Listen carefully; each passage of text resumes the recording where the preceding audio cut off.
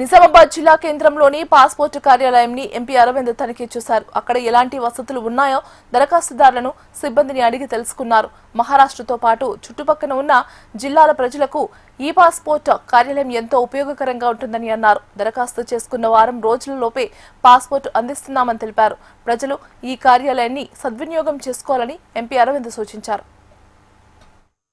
12 సంవత్సరాల పాలన పూర్తయిన సందర్భంగా వివిధ సెంట్రల్ గవర్నమెంట్ ఫెసిలిటీస్ని, సెంట్రల్ గవర్నమెంట్ బెనిఫిషరీస్ని అన్నీ కూడా పర్యవేక్షించడం జరుగుతూ ఉంది. అందులో ఇవాళ పాస్పోర్ట్ ఆఫీస్ సేవా కేంద్రానికి ఇందూరు పట్టణంలో ఉన్న సేవా కేంద్రానికి రావడం జరిగింది. బ్రహ్మాండమైన ఫెసిలిటీ, ఉత్తర తెలంగాణకి మొత్తం సర్వ్ చేస్తూ ఉంది ఈ ఫెసిలిటీ. మహారాష్ట్ర నుంచి కూడా ఇక్కడ ప్రజలు వచ్చి కొత్త పాస్పోర్ట్లు అప్లై చేసుకుంటా ఉన్నారు. చాలా మందితో మాట్లాడడం జరిగింది. లోపల వితిన్ 1 వీక్ పాస్పోర్ట్ రావటం, తత్కాల్లో అయితే ఖచ్చితంగా 3 రోజుల లోపల పాస్పోర్ట్ రావడము, అపాయింట్మెంట్లు దొరకటము, పోలీస్ వెరిఫికేషన్లు అయిపోవటము, ప్రతి ఒక్కటి కూడా ఈ ఆఫీస్ నుంచి వాళ్ళు సూపర్వైజ్ చేస్తూ ఉన్నారు. వితిన్ 72 అవర్స్ తత్కాల్లో అప్లై చేసినట్టయితే కేవలం 2000 రూపాయలకి కొత్త పాస్పోర్టు మనకి ఇష్యూ అవుతూ ఉంది.